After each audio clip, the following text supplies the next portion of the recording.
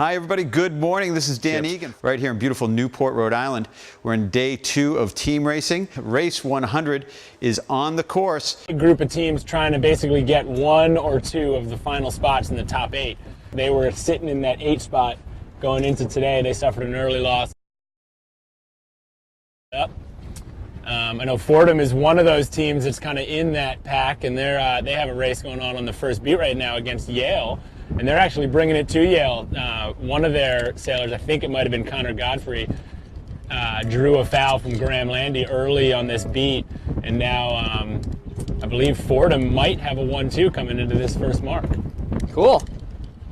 That's Fordham in blue, 16, 17, 18. Ooh, I'm trying these brand new binoculars Yale, I got for Christmas. Yale in red, and we'll see if 16 gets inside. 16 does not, but it's a 1-3 at a minimum. Yeah, 1-3-6. So this is actually a big race up here. Potential upset brewing, but Yale has been certainly dominant early in this event. And it looks like 16 might have a little inside overlap. Long, reachy leg here between marks. All right, so we got Fordham and Yale. Fordham had a 1-3 around Mark 1, but they weren't really able to capitalize, Carl, to make that pass back happen. What really happened around that top reach? Yeah, their 1 was too far away. We call it a weak 1 in the sport, and he left their 3 unprotected. Didn't make that 1-2 pass back. So Yale was able to grab that boat and push him back to 6th, and now they're in an impossible spot of trying to convert a 1-5-6 against a very stable 2-3-4 from Yale. Yeah, we just missed coming to you on that top leg. Yale did a great job of getting that 3 all the way pushed back to the 6, and I think one of the Fordham boats actually was spinning as well. So certainly doesn't help their cause. And so coming to the finish, we have look, we've got Fordham.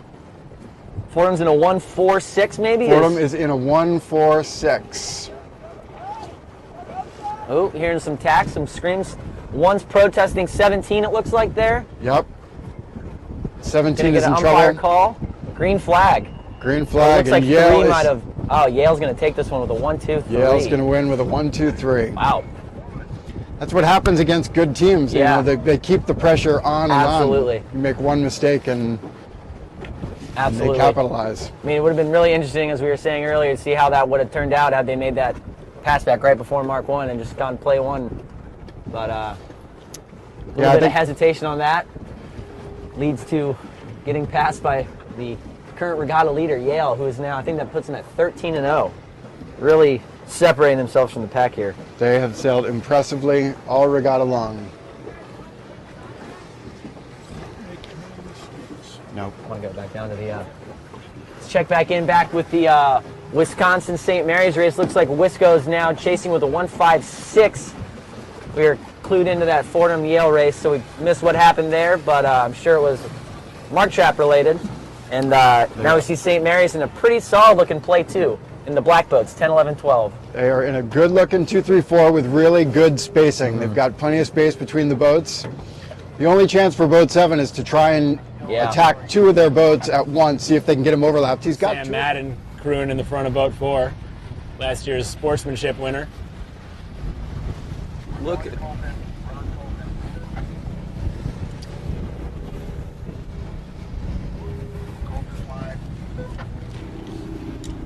You're calling Tufts looking strong in the yellow off this start.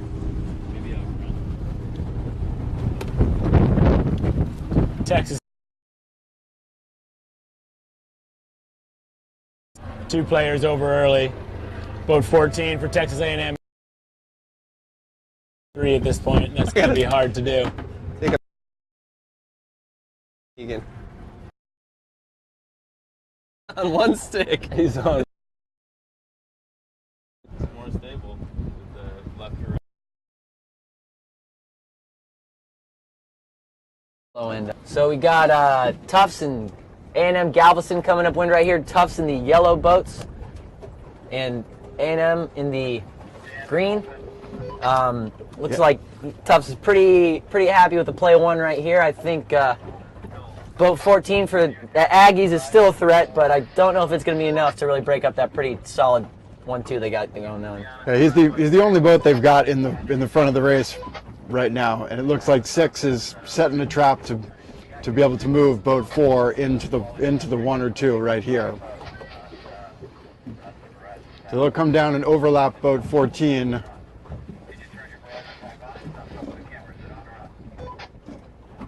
Looks like they're going to go into the 1, 2, 3 right here. Checking back in with this Wisconsin St. Mary's race. It looks like St. Mary's is going to take this one with the 1, 3, 4. Maybe just sailed around the Wisconsin defense from boat 7 and got a pretty nice win there. That should, I don't want to start making claims about who is definitely in the top 8, but that should definitely be that's a good win. That's a good win late in this round here for the Seahawks, putting them at 9 and 4, which I think is enough for to get into the top 8. Cool. Oh, sweet. Headphones. Thank you. Hey, how are you? Thank you, guys. Thank you. Got that? That's Colton. Breeze is coming on a little bit. This is going to be a nice day. Breeze is still coming up a little bit. We're seeing a little bit of a marine layer, some fog starting to roll in over the hills. I don't know if it's going to get to us here, but we certainly saw some fog this morning. Carl, you spend a lot more time here than I do. Is that going to be a factor, you think, or what's that going to do to the conditions? You know, I've been surprised that it hasn't blown through sooner. Yeah. But you know, you tend to see this happen pretty often here in the summer. Yeah. Blue skies directly overhead, and it's just over the land. So hopefully we'll get lucky and keep enjoying this weather that we got going on. But the breeze is definitely increasing a little bit here. Probably almost 8-ish knots, I would say. Something like that. Yeah. The forecast is for good breeze later on today. Great. Should see some excellent conditions. Yeah. So checking back in here, we got Tufts kind of running away with this one, with their 1 and 2, the sizable lead. I think they're just going to be able to skate this one all the way through around. Yeah, we can see behind them in the red and blue is the Bulls of South Florida, who are right on the edge of the top 8 number, going against Santa Barbara in red. Yeah, the Bulls have going into today, they were right there. They were the 8th team in, but as we were saying last night during our post-game show, it's certainly definitely going to be a bit of a fight to see who's getting there. We got the Naval Academy, we got Fordham, we got USF, and we got Tufts, all right there, all within 2 wins. But so these races are going to become very important, especially for the Bulls. The Bulls need to pull out this win, which it looks like they are right now with a 1-2. Yep, they're looking strong at the moment. Very strong.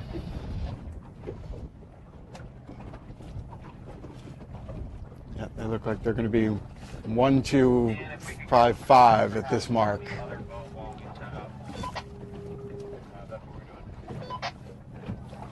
There's the first bowl around. And the second one. Yep, looking comfortable in the 1, 2. As long as their boat can hang on to one of the Galveston boats in the back. Santa Barbara. So yeah, we got the Bulls of USF in.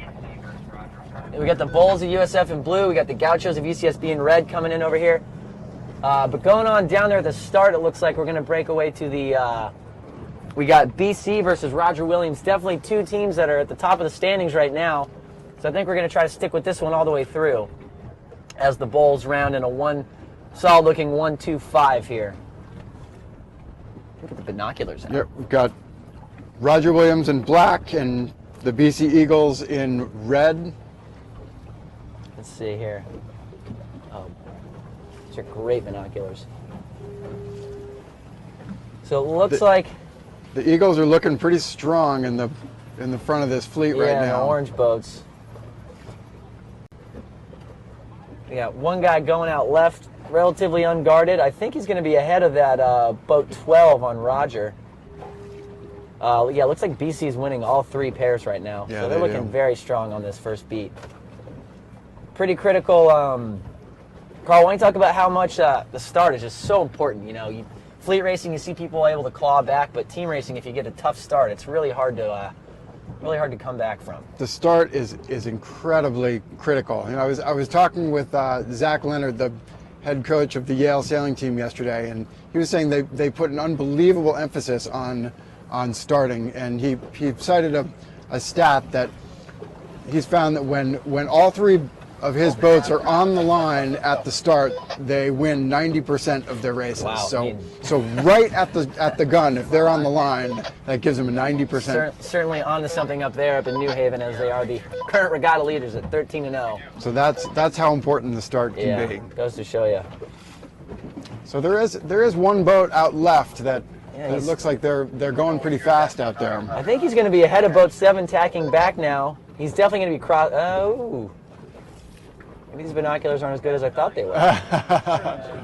Yeah, 7. Are we going to get 8 across too? Yeah, we're going to get. I think they might all be BC's, across. oh wow, BC's taking this one 1-2-3 over the Roger Williams Hawks. Yeah, BC looking pretty dominant in this. Yeah. You can see a current line coming through the course right where Mark 1 is right now. BC coming on strong this morning. 2 big races against Georgetown and now Roger. Mark 2, Mark 3, the blue boat just rounded, and Mark 4. Our responsibilities are starts and first half of the beat, and halfway through the downwind around Marks 3 and 4. Okay. Go. BC really strong. 1, 2, 3 at this point. Roger Williams is having a great event, but they're just, you know, when you match up with a good team, you can't make mistakes on the starting line. Roger Williams had 1 boat well back and 1 boat over at the start, so that was kind of a tough hole to dig yourself into right off the starting line. Yeah, meanwhile, BC has, is not in 5-6 and is also in the first, so it was only a matter of time till one of those Roger Williams boats were pushed backwards. And going in.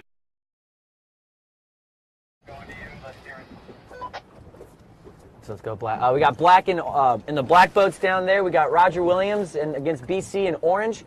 We saw BC was running away with it in 1-2-3 around Mark 2, but something happened on the downwind to shake it up. So Roger's back. They're back. They're not winning, but they got a 1-5-6 right now. But it's close. It is close. Their boat in first was able to get high enough on the second reach to jibe, which created some problems for the spacing of the 2, 3, 4 behind. So who knows if that could create a passing lane for his teammates up the last beat. We're seeing boat 12 tack out, just try to do anything they can. We see boat 10 luffing their jib on and off. I don't know if 11 is going to be able to get back into this race. Yeah, it's tough. We've got pretty strong outgoing current right now, so these last beats happen pretty quickly. Yeah, very quick. Seeing boat 12 come back here. Not going to be enough to get through 7. So BC still looking pretty solid in that 2, 3, 4. They are.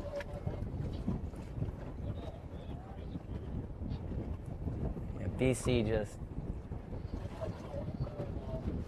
Leading.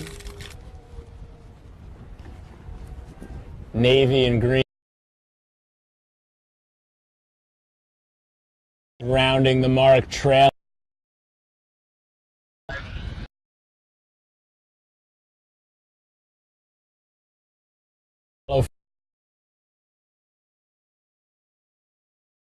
Everybody's racing on. This is a fairly comfortable play for Stanford in 1-2-5. Again, they've got that security fence in the back. The ace, as the team racers call it, in case anything goes haywire at the front. As long as you're first and you're not last, you're winning a team race. What's your favorite lingo when you're the 3rd place player in a 1-2-3 and you're just trying to be a pain in the butt and slow things down, get your 1-2 launch? What's your favorite kind of lingo for that, John? I used to tell the players that I coached that your job is to cause chaos and lose no more than 1 boat. Yep, that's definitely that's my mindset, yeah, for sure. But what's your lingo? You've got a great way with lingo. So, well, there's the ace, but then when you're really like playing back,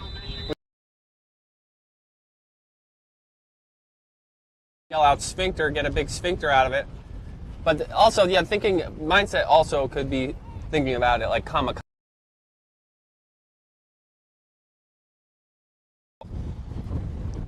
Yeah, let's go. Let's take on these yellow and green boats.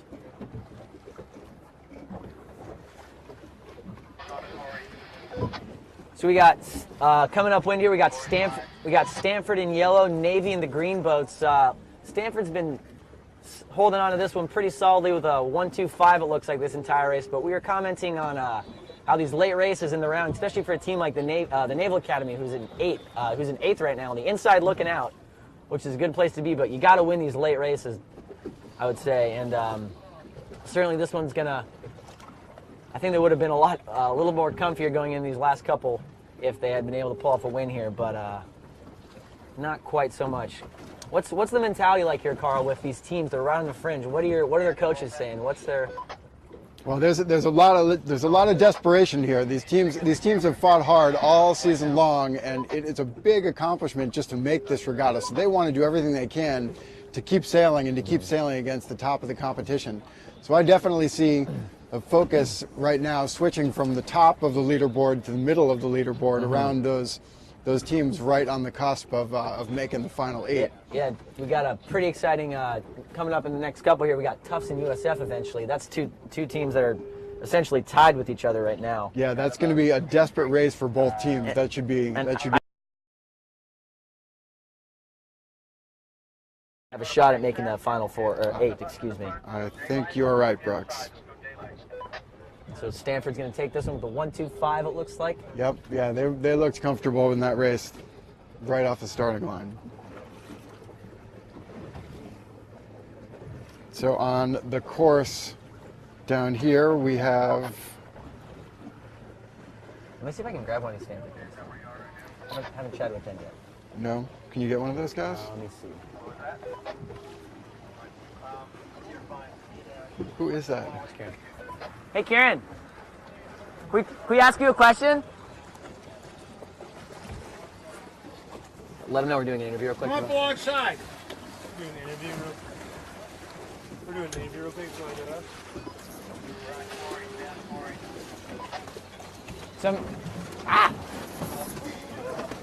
Hey, girl. I got you. Cool. All right, so we got Karen Chung and Haley Kirk here with the Stanford Cardinal. You guys have been sailing really well today, really well, Regatta. Why don't you tell us what the Cardinal mentality's been like all weekend so far? I think going into this event, we're really just focusing on only team racing when we have to on our terms, and just trying to blow races out by fleet racing and taking it so smart, kind of course-wise racing. Perfect. Haley, you've been here for a couple years. You've been a senior. Would you like to go out on top here? What's your thought on that one? Yeah, I think we're definitely pushing to win this year. We Perfect. won it last year, we just missed, so we're pushing hard. Perfect. Well, you guys are sailing really well. We're looking forward to this top 8. Thank you. Thanks, guys. Thanks. So that was Karen and Haley from the Stanford Cardinal again. Two seasoned veterans from Southern California, and certainly you'd say leaders of that team. Let's cut around to what do we got going on over here. We have St. Mary's, Oregon State. St. Mary's and the load number boats, the yellow boats up there. Downwind. Downwind. Okay, we got St. Mary's in the red in a 1-2-4, looking very strong on Oregon State. The next fleet coming upwind. that's Yale, Michigan. Yale, Michigan. Yale in the orange boats, red boats.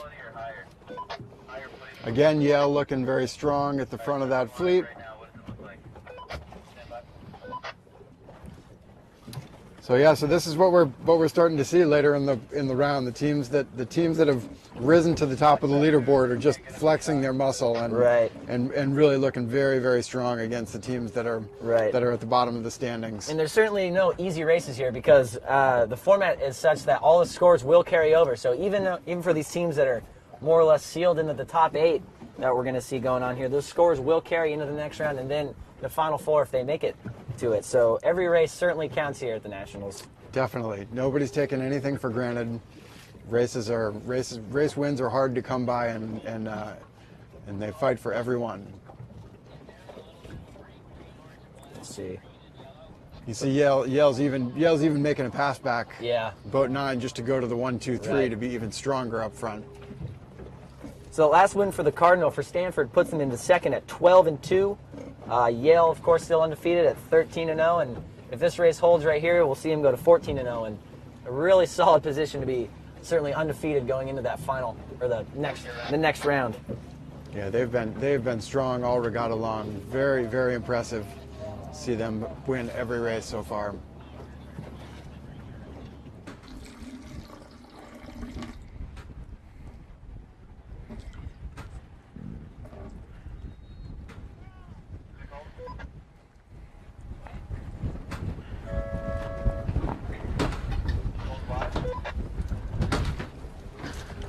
More weight coming, Colton. So Yale rounding 1-2, pretty punch. It's going to be 1-2-3. This race is quite a blowout. I think we should switch down here to the starting line, Colton. Much more interesting for all you non-Yale fans is going to be versus Texas A&M. It's and caught slightly early, and the breeze is up. Breeze is up about 10 over 10 knots, and being early can be painful. Well, you can see them recycling around. Georgetown certainly in control down at the pin and at the boat. But that will change things up slightly. Still Georgetown pretty advantaged with at least 1-3, if not 1-2. You'll see 13 follow 4. But definitely going to be some work to be done for them to solidify. Here will be a big cross between 14 and 6. 6 can get a piece, which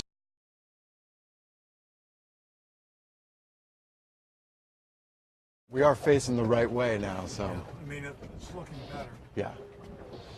Well, yeah. I mean, Just don't look forward because it got the. And in 14, that's Nevin Snow and Katia De Silva. They look like they're going to kind of clean this up to ensure that 13 gets across 6. Katia's going to probably sail 11 days straight for this regatta. Potentially every race. Potentially every race. She'll probably sail more than anybody. She steered Skippered B division. B division of women's, and now she's crewing for Nevin, and probably will do so again the next regatta. So, And they have a fairly, I mean, she's a rock star. They have a pretty big range. So I think unless it's really, really windy, I think Katia is probably going to be in there. and she's on a big, deep team, so it's not like they don't have players that could do it. Right. She's pretty cool. That's 11 true. days in a row. Right, no way.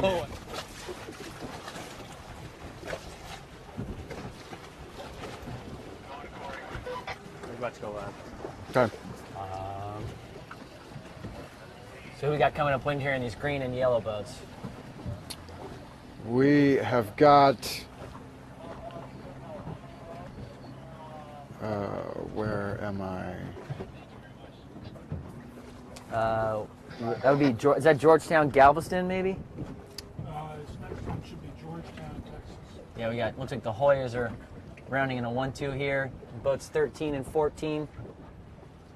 Putting with a third boat, 15, putting in that nice gap over the Aggies. Where are you? What race? So we got, yeah, Georgetown ready to race. Hoyas are coming around pretty strong right now. Looking really, 111. really good here in a In 1-2-5. progress, so Got some nice speed as this breeze is starting to fill in a little bit here. Oh, Georgetown, Texas. But, Okay. Looking pretty comfortable for the Hoyas here, I would say. Yep, that is another breakaway. Another breakaway from a top team. Continuing the trend. Right. As this rotation winds down, we can start to certainly pencil in teams. I think a win here would put the Hoyas at 9-5, which would certainly be enough to put them through into the next round, which is great for them. I mean, it's all so close. I mean, Yale's obviously running away with this, Carl, at 13-0, but Stanford's in second at 12-2, and Georgetown is in seventh at 8-5. So it's, I mean, there's so much just. I mean, everyone's just so good at this event, and really puts a premium on how every race just matters. Yeah, it's really setting up for a very exciting Final 8.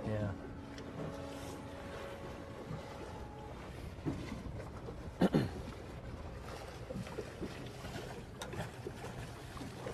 Not a lot of drama on this run, though. Georgetown with a very, very comfortable breakaway, 1-2.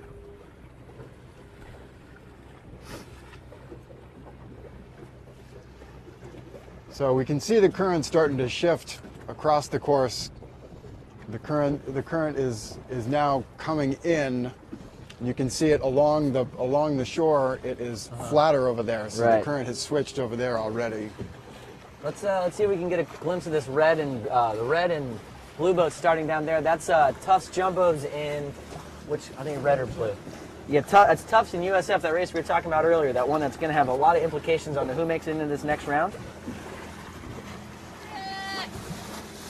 And hey, Graham. That's Graham Landy and his crew, Kate Gowan, giving us a little tape and rope and Race 112 is about to start. Let's go to Colton. Let's get the start.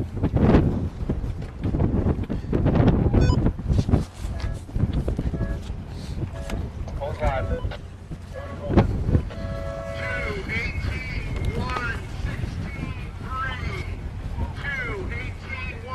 Race 112. Wow. Race 112. Tufts Jumbos versus USF Bulls. All but one boat over. That's a classic starting practice call from Ken Legler. Yeah, so the Jumbos should be ready for that one. All but one. Everyone but. It's kind of interesting. So, I mean, all five boats that had to clear themselves relatively even. But probably. But even in the five that, even in the five.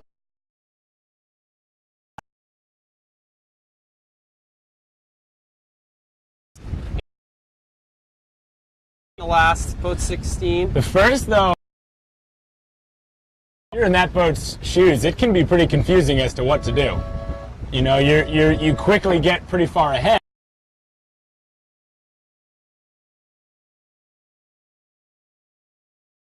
You're so ingrained to just keep going fast, and then you look line.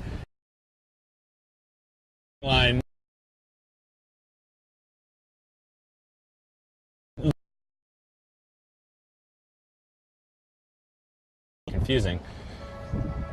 And as a result, 17 has chosen to do nothing. They continue to just sail on with zero slowing or coming back. And right now, the Tufts are at risk of being in last. I mean, either 18 or the other one. No general recalls on like fleet racing. It's pretty. I mean, it's not common, but I've certainly been involved. I'm sure you have too, Carl, with races that they just call everybody over. They just call everybody over, and in this one, they called everybody over except for boat 11, who you see in the front of the fleet there, slowing down to see if they can make a play for one of their teammates in the back. They look very, very strong. They're winning all three of their pairs. Yeah, Tufts is certainly looking pretty comfy as we get into the top mark. That's way over here, but if 16 is the back end of that foursome, that means Tufts is going to be 156 at this top mark, and that's great job from the Bulls here. Just able to sail in a couple seams on the beat.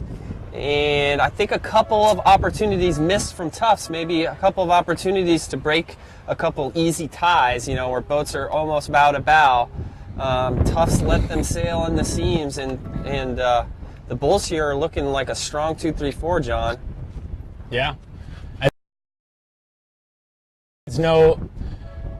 I'm putting myself in their shoes. It's not an easy thing to do, but at some point, you know, because the biggest thing Tufts had going for them is they had that one boat that wasn't over. They had the guaranteed leader of the race. That boat. Mark boat 17 in blue. Yep, he's not going to be able to stay there with the current. Absolutely not. You know, we're seeing a lot of current going on here in Tufts. The Bulls are looking pretty solid. 1, 2, 3, 4 right now. Boys. Their teammates did a good job of picking up their pairs, and ooh, slow tack there by boat 18. That's a nice job. Yeah, great job by the Bulls converting that. They were chasing, and then all of a sudden they just popped it right back into a 2, 3, 4. It's just recognize. It's all about. I mean, a big thing for me personally. I'm sure you could have a different opinion on this, Carl. Is play recognition, knowing what play you're in when you're trying to do it, so everyone is just on the same page and they know their jobs. That's what separates the teams at the top, is who can recognize what play needs to be made and who can execute it the soonest. It's all about recognition. All right, so we've got another jumbo back in the front of this. Yeah. Back in the front of this race. One boat 18 sending it pretty high there. Current is still taking those guys up high at this part of the course. It's shaping up to be a very exciting run. Yeah. There's going to be a lot of action on the run.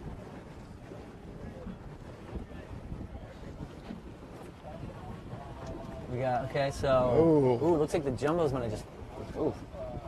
Jumbo's just jumped into a strong It spot. could, yeah. Puts a lot of pressure on boat 1. Boat 1 needs to make something happen, or I mean, between, boat 17 and boat 1, it's pretty much whichever. 17 could go play 1 right now, just take 1 out. And, yeah, they are. But it's seeming a little better. It is a little better, but they are in a very, very tenuous spot for sure. Unravel quickly. You know, USF was looking like a pretty strong 2, 3, 4. They didn't really shepherd the jumbos out to the sides, and instead the jumbos were able to keep bringing it back to the inside.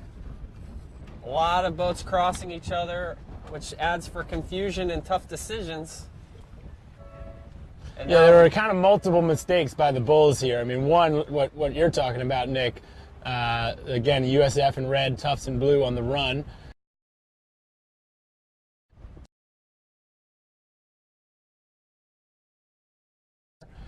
And one of the big things, you know, when you're in a winning combination, you want to do is a little bit of a mix-up there at Mark II. The Bulls were looking real strong, 2, 3, 4.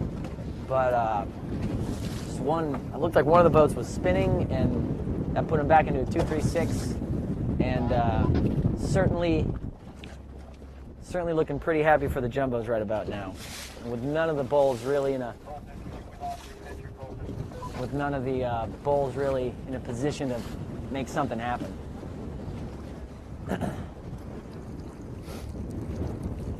We got boat 1 might be ahead of a couple of them. We'll see here. But might not be enough. Might not be enough for the Bulls here to make it happen. Yeah, for some reason your quality today, so A little bit of. Can't see exactly what's going on. They're a little bit too far away. But it looks like one Tufts boat's around. Bulls got back into it. 2, 3, 6. 2, 3, 6 again. So this one might not be over yet. The strong downwind, the Bulls skated right back into this, looking like a 2, 3, 6 right now, which is certainly possible to do. You need your second and third boat just to clamp down hard on that fourth boat. And it looks like they just went into the 2, 3, wow, they got inside of him. Oh, wow. Back there. That is a very, very critical pass pack in the back of the fleet. But we got a Bull spinning. The last boat does a penalty turn. That 5-6 pair was very, very critical in this race. It's going to be a 720. That might just be certainly hurts the Bulls' chances here, but It certainly does.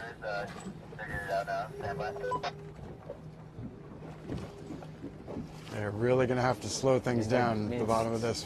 It is slowing down, though, that's for sure. It certainly is. And boat 2 is 1 foot on the gas. Does boat 17 have room in there? Oh, he does. Wow. It's a game of inches, that's for sure. Looks like Tufts might be certainly a little more comfortable than they were. Tufts is looking very strong in the front. And just crazy how fast a team race can change, you know? Yeah, the Bulls at this point need to grab 2 boats and they need to pin them.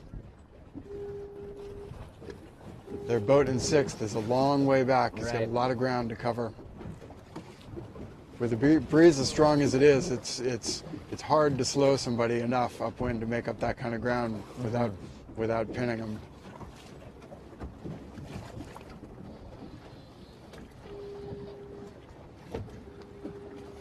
He is going to the right side out into more favorable current, though. Relatively unguarded.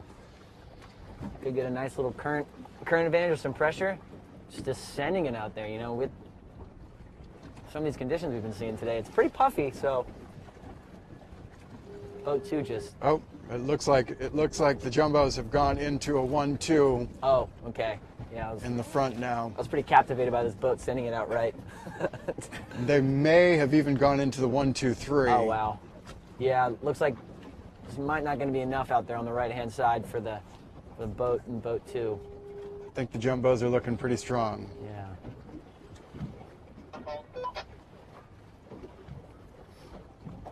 Yep, winning all 3 of their pairs. Now boat 17 is coming down to pin boat 3 from tacking on boat 16.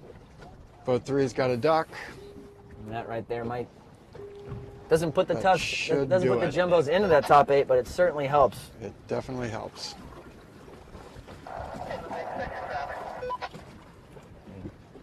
Click refresh on our score page here. People are asking about the current. If you guys want to start talking about the current, that'd be a big help. Yep, the current has switched. It's coming in now, but it started to come in along the shore. It's still slightly going out or more slack out in the middle. So you've definitely got a current line that's moving in across the course. Got current going slightly upwind out in the middle, out to the right side of the course, and it's coming in, going the other way on the left side of the course.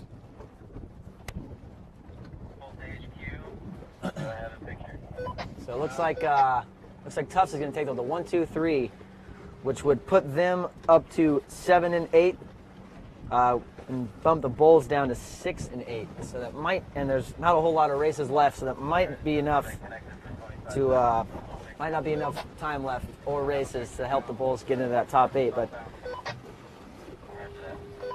looks like we got a pretty good race here on the race course between Navy and Wisconsin. yeah, we got Wisco in yellow, Navy in green.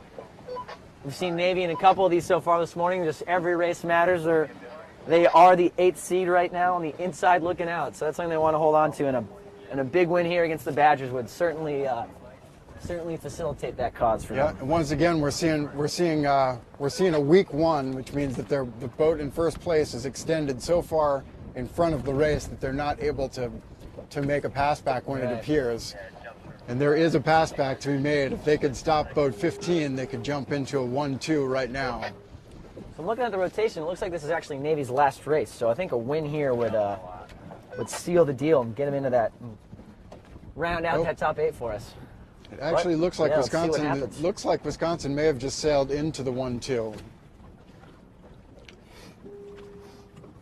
Those Badgers, feisty.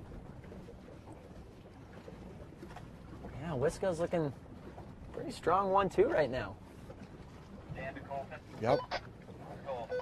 We got 1 Badger around. We got 2 Badgers around, but the midshipmen are just right there.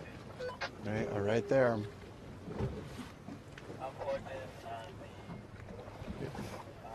It's tough. It's tough to break up a 1-2 in the last beat.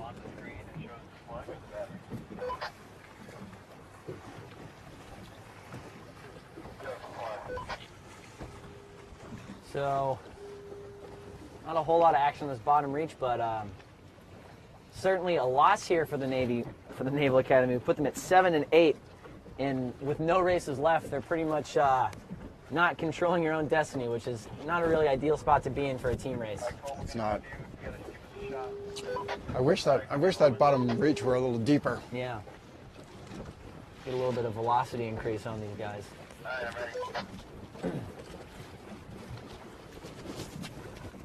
We got one Badger shipping it out left, one on the right.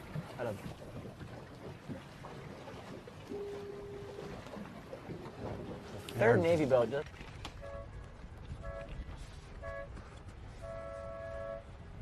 Alright, we're live, boys. We got Oregon in the blue boats versus College of Charleston in the red boats. I think Oregon would be pretty. I think those sailors would be pretty upset if you didn't call them Oregon State. Oregon, that's a different school. That's true. They Orange Beavers. Oregon. I know they like it. Okay. They like the Oregon State. State. Yeah. Yeah. And yeah, Charleston.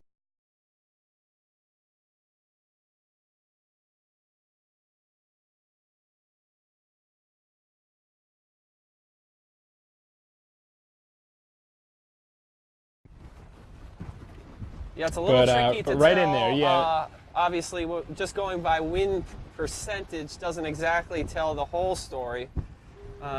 Really aren't going to know exactly who's in what place until the round concludes in just a few more races. How many more races, John? We're getting down to it. Most teams have 1 or 2 left at this point. We got Oregon State and Charleston Cougars. Oregon State in blue, 16, 17, 18. Charleston Cougars red. 420s. I lost Jake's microphone.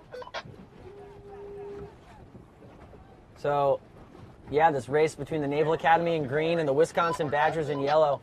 Coming into the finish here, Wisco made some magic happen on the bottom run and went 1-2, and it looks like they're going to be able to hold on to it. They are. Navy did a good job of spreading Wisconsin out up that beat and got a little bit of a shift and almost made the comeback. You can see, I think that's Mary Hall luffing right at the finish. 13 sneaks in to get the 2, but I think I heard him call 4, so that'd give Wisco a 1-3. Yep, Wisco wins with a 1-3. Is there a whistle? Is that a flag? You can see them sailing through this. The current line is now moved. Right in line with the camera here. Current line is now right in line with the camera. It's just about to move completely through the race course. Yeah. So a loss there puts the Naval Academy at 7 and 8, which with no races left means their destiny is out of their control. Big races for the Fordham Rams and the Tufts Jumbos coming up. Let's see. Let's check out the tiebreakers here. Who beat who on that? Yeah, that was a big win for Wisconsin. So Navy. More accurately, Navy defeated Fordham, but lost to Tufts. So that would be that when there's a tie break, when there's a tie like that, the breaker goes just the head-to-head overall record. So, kind of tying into how that every race matters mentality we were talking earlier. You wouldn't think that race would mean too much, but certainly might come back to bite him in the butt here. Yeah, absolutely. He's able to pull off the victory. Absolutely. So we are seeing the start of the Stanford Fordham race. Yeah, huge race down there. Huge race for Fordham as well. They just need to get a win. At least get their records the same as they do. Stanford working hard to see if they can stay in the ballpark of the Bulldogs of Yale, and Fordham struggling just to make the final 8. They're right on the cusp right now.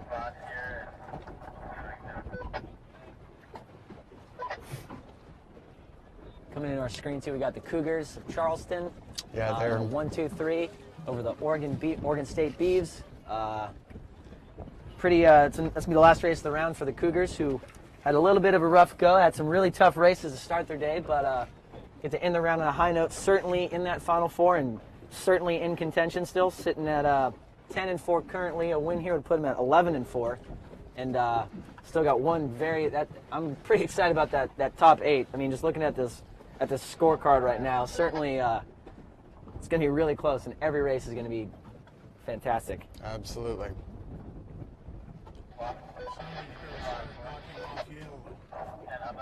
Stanford looking very, very strong in the front of this race. Over the Rams, right? So in these orange and black boats coming upwind, we got Stanford in the low numbers 7, 8, 9. Stanford's 3 of the top 4. Only boat 10 over on the left is the only boat that is in the play. Ooh, we're seeing a right shift here. Breezy going even further to the right now.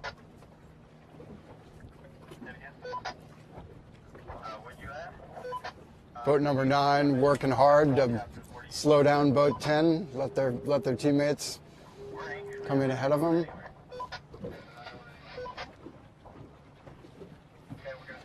And Stanford's looking pretty cozy up there. Stanford's very strong. And it looks like boat 9 has done the job. And it looks like Stanford's going to round this mark in a 1, 2, 3.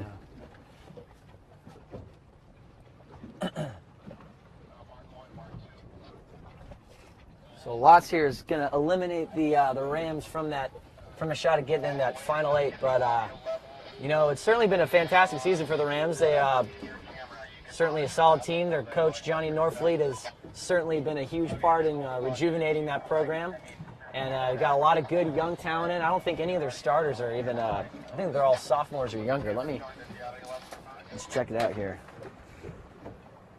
Yeah, they got 2 sophomores and a junior on their team as their helmsman, and their crews are even younger than that. So they got a lot of young talent, and it's pretty promising, and it's a big confidence booster to make it to this stage out in Mesa, which is certainly one of the stronger team racing districts. Yeah, I think that's important to note is that every team that is at this event has had to go through a gauntlet just to get here. It is a major accomplishment just to be here. So the next race on the course is Yale versus St. Mary's in the yellow and green.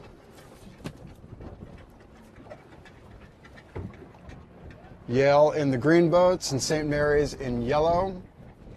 Just at quick glance, Yale looks strong in the front. St. Mary's looks like they're in the 5 and the 6. So again, Yale has 3 of the top 4, and it looks actually like they might have a 1, 2, 3. We'll stick with this one for a while here.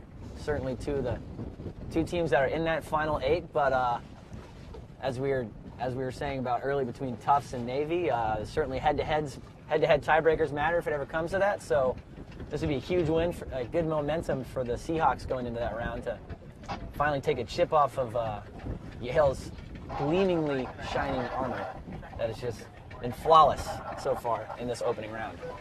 But right now, Yale is looking pretty strong. Yale's looking like they're in a solid 1, 2, 3. Looks like they're liking this jump in velocity that we're just starting to experience in the breeze. The breeze has definitely picked up another knot or 2 recently. Both skipper and crew are hiking now. Yeah. In all the boats. Get to stretch the legs a little bit. Yep. Yeah, Yale's going to come into this one flying. The 1, 2, 3. They are obviously not taking any of these races lightly, keeping the hammer down.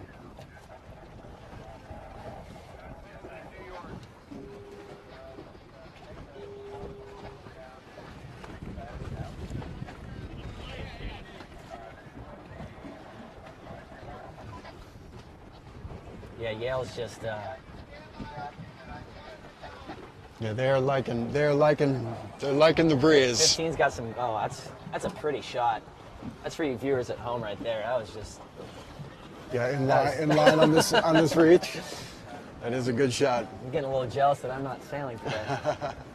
Certainly a textbook day for it here at the Laser Performance ICSA Team Racing National Championship. Yeah, Yale is just. They don't even look phased at all. They're fleet racing right now.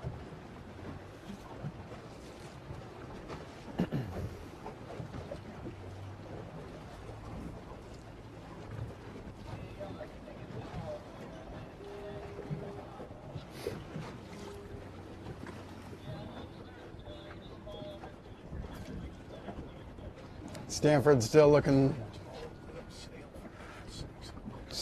strong on the last beat. A little bit more water than sky. Yeah, St. Mary's is just looking like they're not gonna be able to get back into this one. Yale is They're just not getting back into this one. superly flat balanced and run away with a 1-2-3.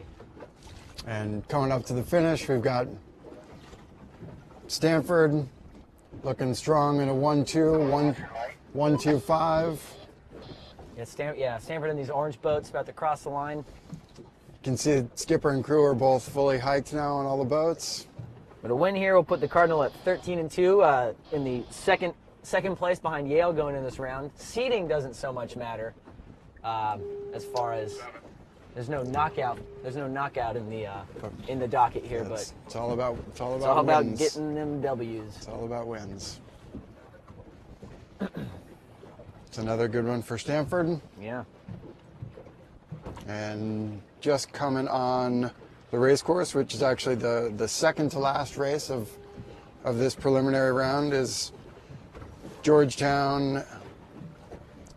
Roger Williams, Texas A&M, in the red and blue. Are we on right now? So Roger Williams in the red boats. Galveston in blue. Roger's looking pretty strong off the line here. Yep.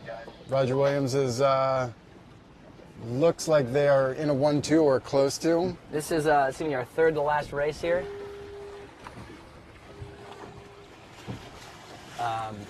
In the round. So things are certainly winding up. Let's see. Oh, I gotta sneeze. Excuse me. It looks like Roger Williams is winning all three of their pairs. Right.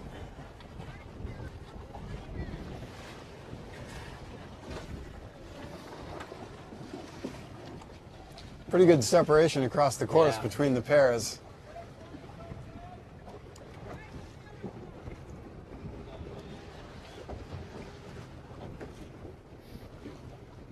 See if they can all bring them back together again in a 1-2-3. Pretty fortunate with this fog right now. We're in almost like in a donut. It feels like you can't see the top of the bridge at all. You can't see a whole lot. Are we off? On? We're still on. Yeah, it's interesting. The fog is totally lifted over our race area, but you can see it's pretty present over the land. That might keep the weekend voters at bay, which would you can get a little choppy sometimes if there's a bunch of different power boats running around. People enjoying their weekends. Yep. So it looks like Roger Williams has done a nice job of maintaining their lead. Looking like they're pretty comfortably in a 1-2-3 coming into this mark. You want to get an interview?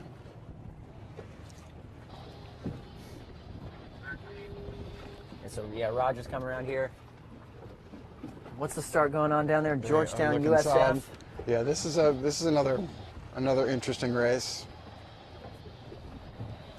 So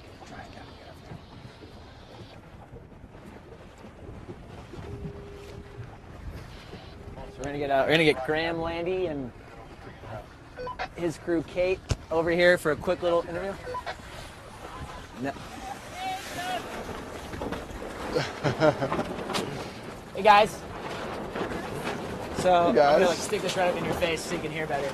So you guys obviously sailed a fantastic first round, undefeated. It's pretty difficult to do with all these good teams. Tell us about what's the Bulldog strategy coming into this weekend? We're just trying to get off the line clean with 3 boats on the line, going fast, and use our boat speed and boat handling from there.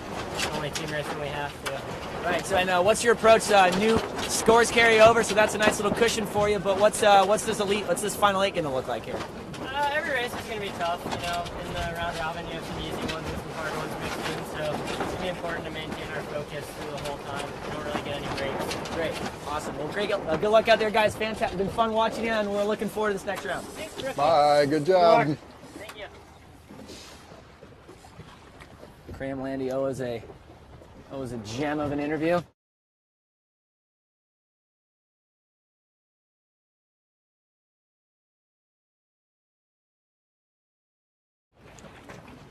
So back on the race course. Oh. What is this? I think that's the other boat. They're So over yonder. Back on the race course, coming up this. On the other side. Coming up the first beat in black. Black is USF, and in the orange is Georgetown. We have results on the screen if the boys want to talk about the results. So yeah, here's a pretty good idea of what this final 8's going to look like. We got Yale obviously undefeated, as we just spoke with Graham about. Stanford right behind them at 13-2, BC 12-13, and Roger at 11-3 with the one more race to finish here that they're winning. So we'll call them 12-3. Cougars, Georgetown, St. Mary's, Tufts, all right there, and there's certainly some teams that a lot of pundits would say that would be the top 8 going into this. So I think it's definitely going to be an exciting round for sure. So coming into this mark, Georgetown rounding in a 2-3-4. See what strategy their boat, the South Florida boat in 1 employs for this run. Unfortunately, their boat in 6th is very far behind, which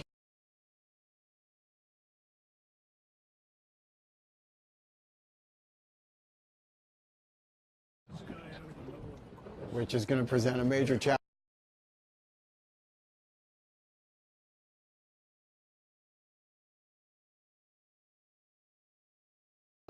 Generally we talk about the boat in 1st, just trying to hold 1st and giving his boats in 5 and 6 a chance to see if they can pass somebody down the run. But the fact that their boat in 6 is so far behind, I wonder if it will tempt the boat in 1st to try and be a little bit more aggressive a little bit earlier. But looks like the Hoyers are going to do a pretty good job of make it really easy to balance on this one here. Just keep it really flat. Carl, why don't you talk about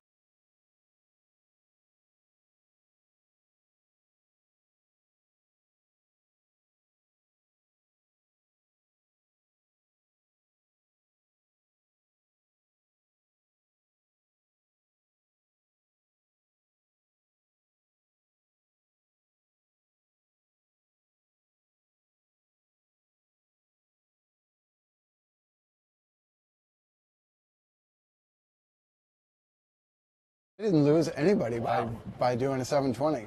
fantastic boat handling, I guess, by boat 7. That is pretty impressive. It certainly got boat 10 back into the race again, though. Absolutely. Let's see if old boat 12 can shake things up. Yes, this is one. If I'm boat 12, I strongly consider just letting boat 9 go at this mark and see if they can trap 7 and 8 at the same time. Try to go play 2 on them. Yeah. Right.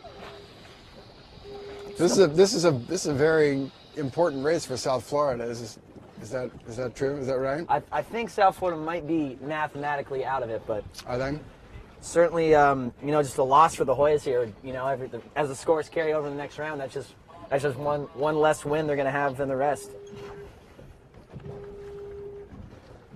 Well, hold on. No, a win here would put USF at 7 and 8, which would be tied with Tufts and the Naval Academy.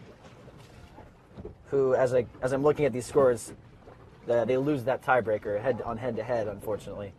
But USF is still losing this race for the 1.56. 5 and 6 are right there, though.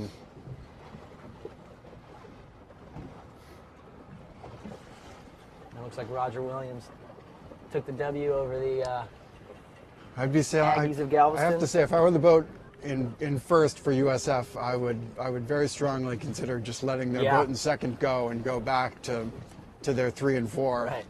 Kind of Top Gun, hit the brakes, they'll fly right by. They catch them off guard. This is not a time to hold anything back. They need to sail with some desperation to make this work. This is a must win if they're going to continue on today. Colton, did you get it yet, Colton?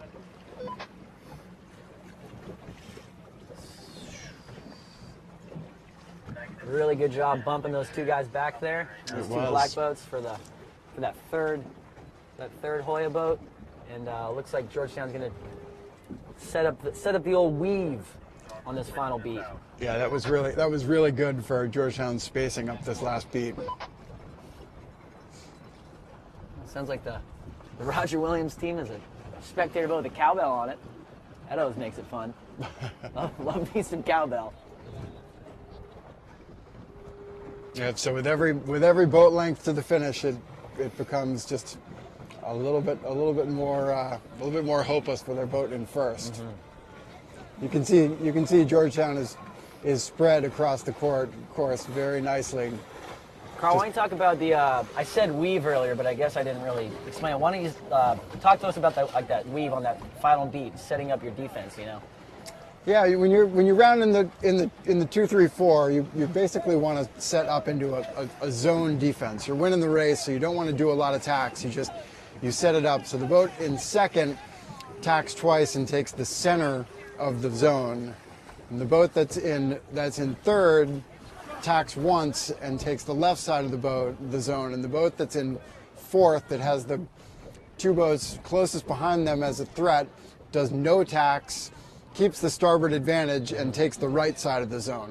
And then they try and move the whole thing as quickly as they can to the finish line with as few tacks as they possibly can to put the win away.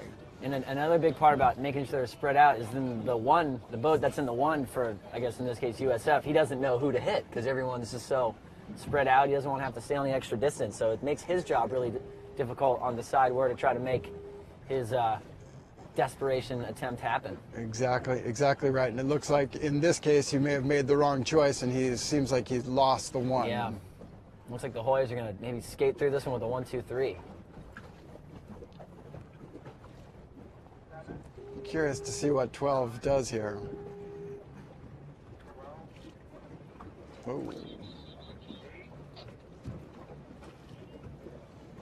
All right, so let's see what we got. So that.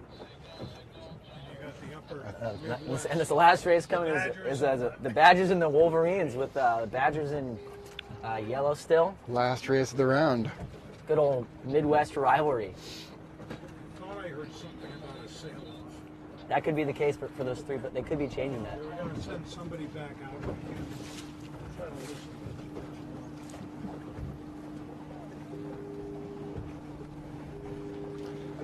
This is a fantastic matchup on the football field.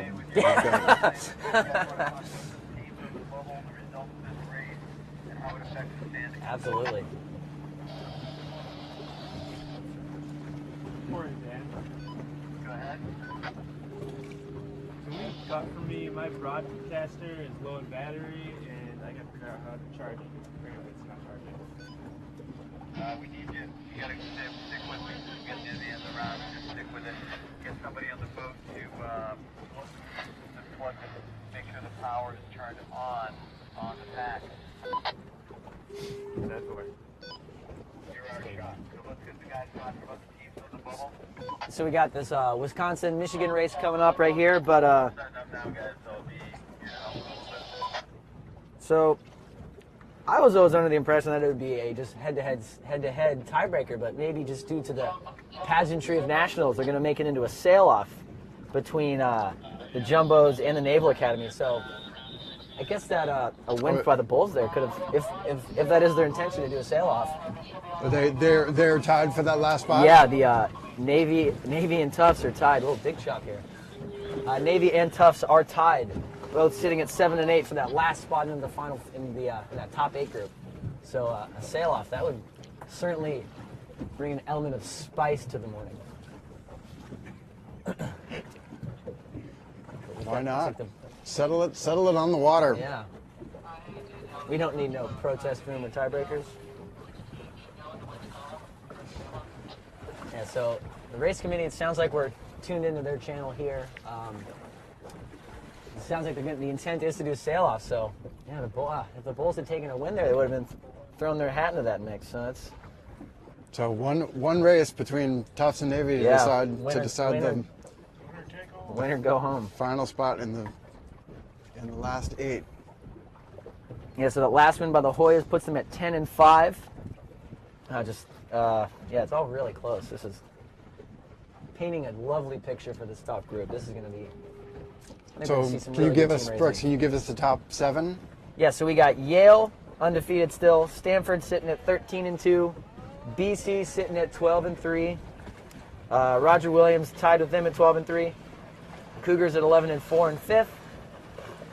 St. Mary's and Georgetown tied at 10 and 5, and Tufts is the last team right now. But as we just heard, we're gonna do a little sail-off between them and the midshipmen.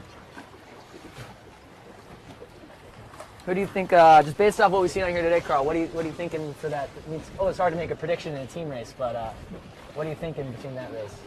Boy, that definitely is a tough one. But Tufts has sailed well today, and it seems like they're coming on. Yeah, Navy had that tough loss against the Badgers, who just took that win over the Wolverines. So that must have been a tough one for them. But I think I'm going to pull. I think old Coach Brendan Healy and Ian Coleman are going to fire them up, and I think they're going to get a nice win here over the Jumbos.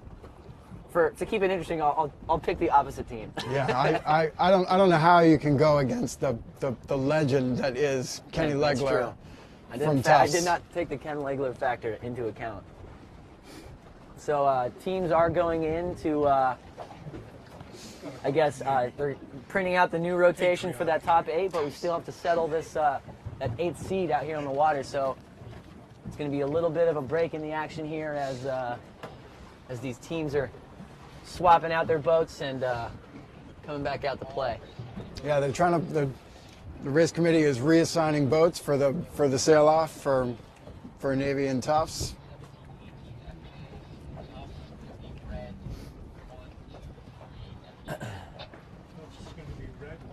So they're going to sail FJs for the sail-off. It's like Nick's saying, we nobody wants to go home. Everybody wants to keep sailing. Who do we got playing for these teams? One of these teams is going to go home. So this is going to be a big battle. Navy midshipmen and Tufts. For Navy, we have the 3 skippers are led by senior Mary Hall in 17. In 17 there, she's a real all-around rock star. Another player that might sail every race of this whole show. They also have Patrick Snow. He's in 16. I think he might be in 18. 18. He's in 18. And Michael Pope. Those are our 3 skippers. And their 3 crews, again, there might have been some substitutions, so I don't know how accurate this is, but their 3 crews that had started were Emma Ferris, Connor Hendy, and Alexandra Asuncion. Yep. Asuncion. And they'll be going against the Tufts Jumbos. They're skippered by Alec Ruiz Ramon, Dan Nickerson, and Duncan Swain, all seniors. So this is a real veteran jumbo squad.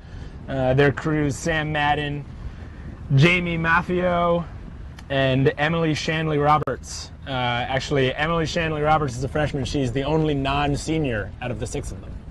So this is a veteran squad, but it should be pretty exciting.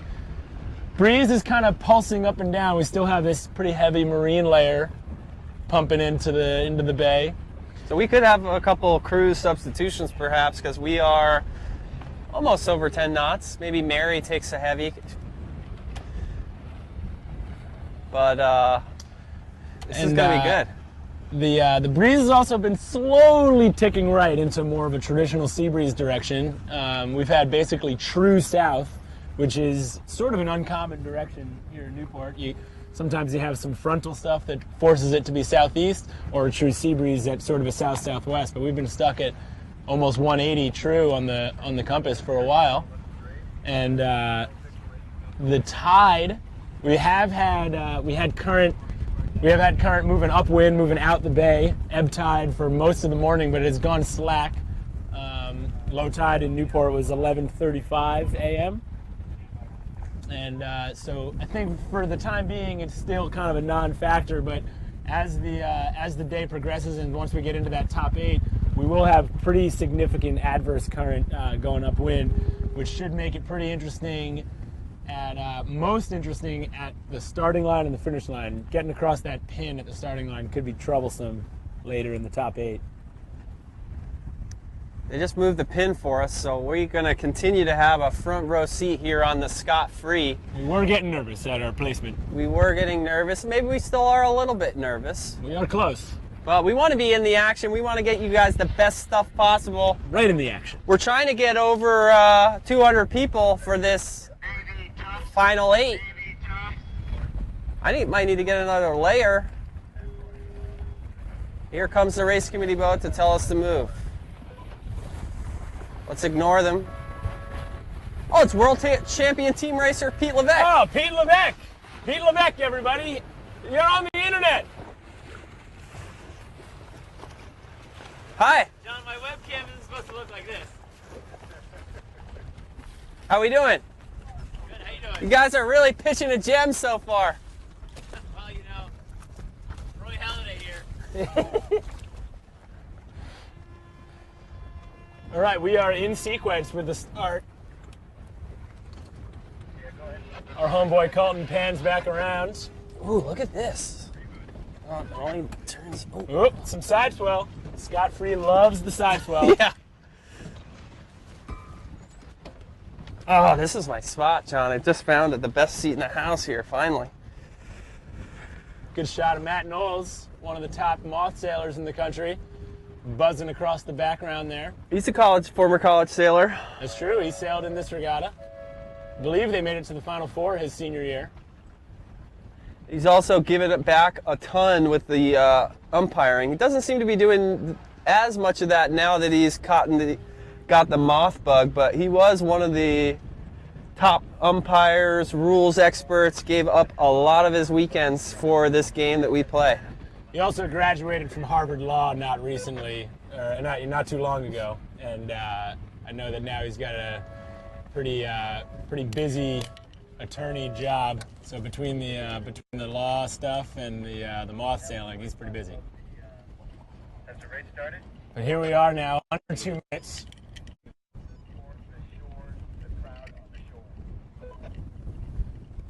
Under 2 minutes to go in this winner-take-all sail-off for the final spot in the top 8.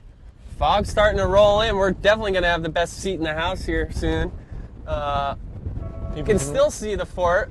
People are starting to pile in on the shore there as well.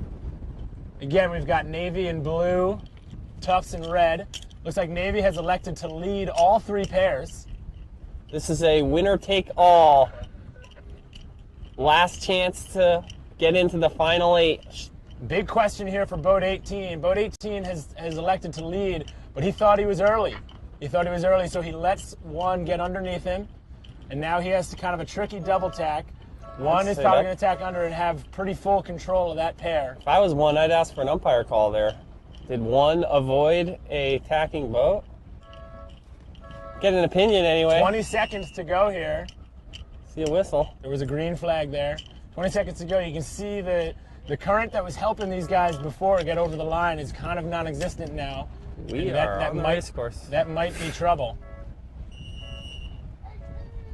Oh, 18 for Navy. 18 for Navy might have a red flag here. They do have a red flag. 720 coming for the Navy midshipman. I believe that's Patrick Snow in 18. Mary Hall, great start for the midshipmen right here, coming across our bow in 17. But Tufts very free and clear to the right. And strong in the middle pair, so Tufts probably with an early advantage here.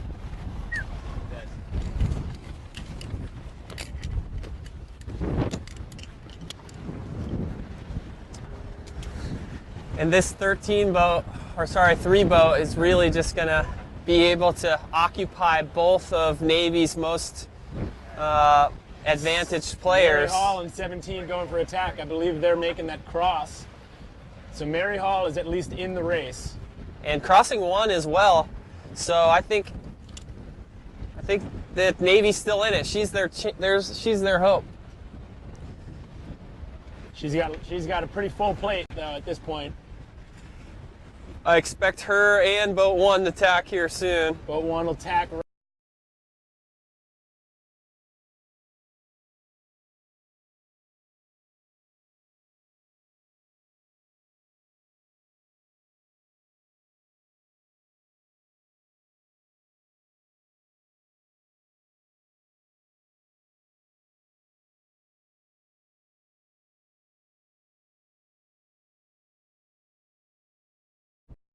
Tough viewing. Maybe we could send it up to our windward boat to see what they see.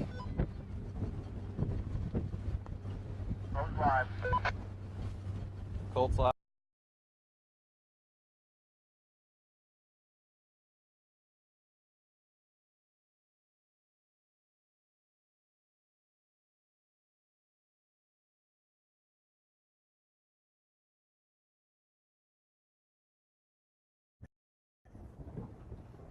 All right, is there an image for Corey? Current. Got no image. Fuck. 30 seconds. Oh.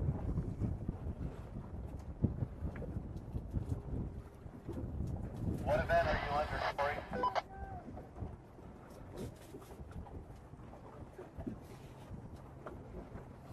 I don't know, let me check real quick. Craig holding your back up.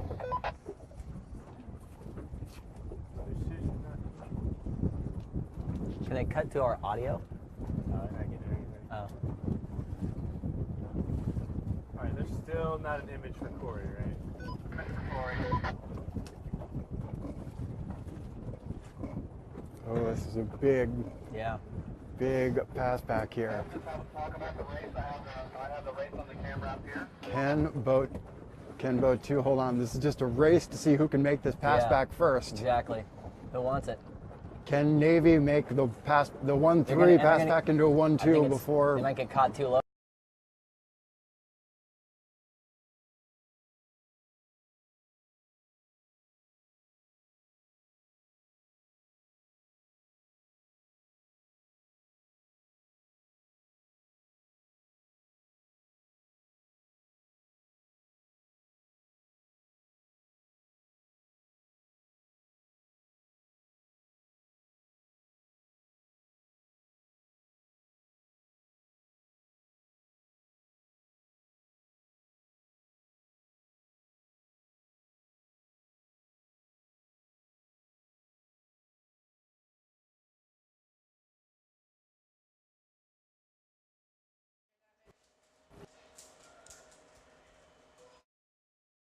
Radio, please. So Tufts is almost in the 2-3-4 right now. Repeat that. Have John talk about the race over the radio, please. And it actually looks like Tufts is still is playing forward and looking to put pressure on the boat in 1. Red has done a nice job of kind of jumbling up things with Navy. Are we off everything? Yeah, we're off right We're off now. everything. They're not picking us up, unfortunately.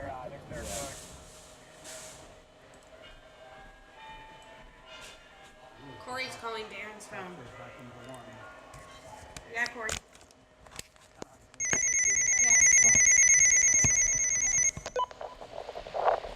Number 1 for Tufts is a bit far away. I don't think they can afford to be there now, but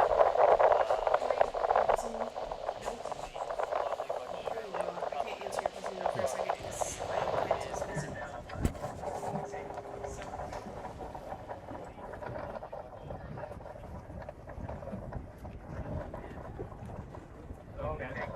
stay on the line. So. We're approaching the 2-boat length circle at mark 3 now. And Jumbos, I believe that's Alex Ramon setting up for a mark trap on Mary Hall. Yeah, and the Jumbos come into this mark 134, so it's nearly impossible for Mary to pick them off appropriately. And I'm live. Alex does a nice job, and I believe Tufts is going to wrap mark 123 now. It's a big finger opportunity. Like you were saying earlier, yeah. Yep. Great job, great conversion. You know, that whole race was really hanging on a knife's edge there at mark 2. Was really close to going 1-2, but they just barely couldn't get over the top. And slowly, we saw that Tufts were able to and now, once the Jumbos are in a 1-2-3, I mean, they're a storied program with a long history and definitely well taught on the team race side by their legendary coach, Shane Legler. Okay. And I don't see them giving up this 1-2-3 now on the bottom reach leg. They're approaching mark 4 now. The leader is around. Second boat is rounding now, and I think we'll see a little bit of a bump from their third boat.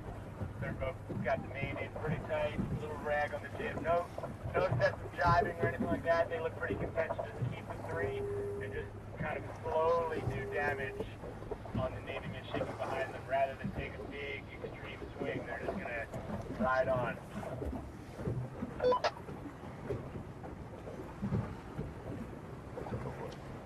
So as John was just explaining, Tufts did a great job on that downwind of just really breaking it up, not giving Navy an opportunity to make that pass back happen. And they're sailing into the fog right now, but closer to the finish line too, into a 1-2-3. So if this holds as is, it looks like the Tufts Jumbos are going to advance to that 8th round. Yeah, Tufts is looking very strong up this last beat. Zone coverage in their 1-2-3.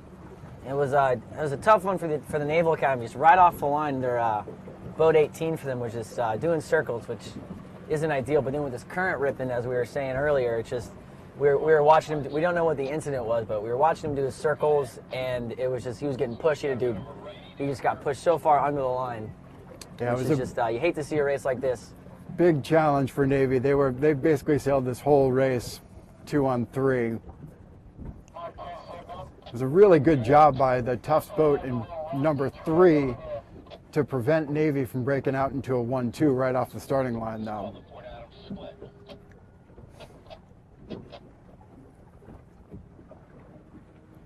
So this completes a pretty miraculous run for Tufts. They came out of nowhere to qualify for this event out of NISA. So for them to make the Final Four is a pretty major accomplishment for them. I think you bring up a really interesting point there, Carl. All 4 NISA teams qualified for this top 8, so I think that's just a huge testament to the strength and depth of that conference. It's no secret that the NISA team race qualifier for nationals is probably as many would consider it the hardest event over the course of your season, especially for NISA teams. So it's it's a huge. It's great that they got 4 berths now, getting the other good team in, and as they're showing, are obviously deserving of it, as all 4 are qualifying here. Yeah, they are very, very proud, and as they should be. Congratulations to the Jumbos for making it in. See if we can grab one of them real quick.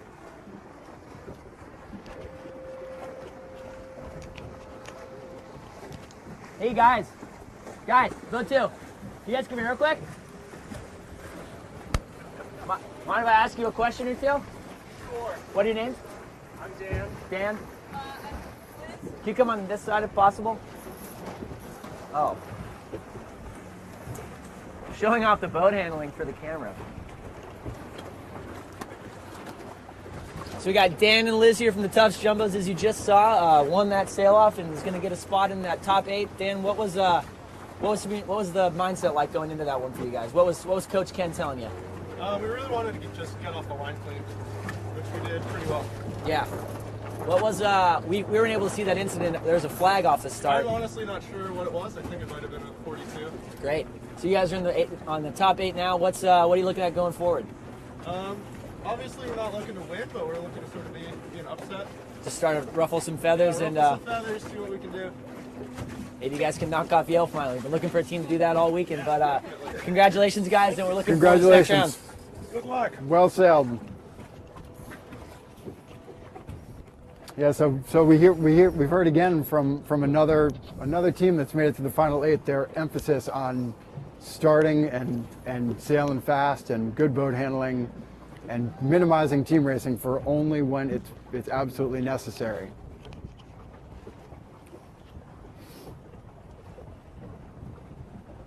Yeah, with this current picking up, and might be a little interesting to see.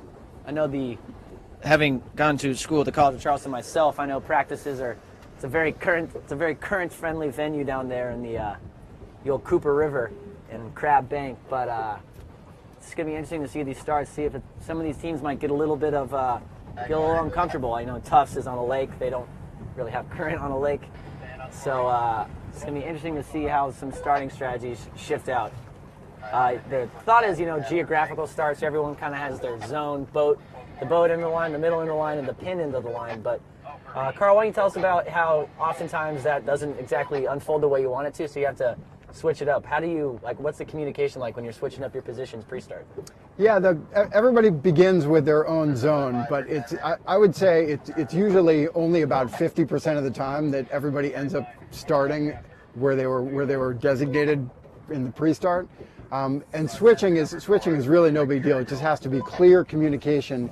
You usually only switch when one boat cannot physically get to their spot on the line, and the earlier the switch, the better, and everybody's expecting it, so it really isn't a big deal as long as you've got both ends covered and you don't end up starting next to another teammate. Right. Okay, you are live. Good job. Lock off the shot. Got a couple kite foilers out here. They're ripping around. A lot of foil equipment out here. We got 2 kiters. We got a moth buzzing around somewhere down there by Goat Island.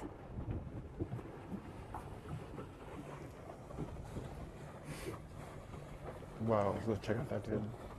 See that? Oh, Tigger. Oh, nice recovery though. Yeah. You can try and get these guys. Some kiters coming. Oh man. So I'm cool. trying to learn how to kiteboard normally. That right there is something I don't want my mom to know I'm trying to do that.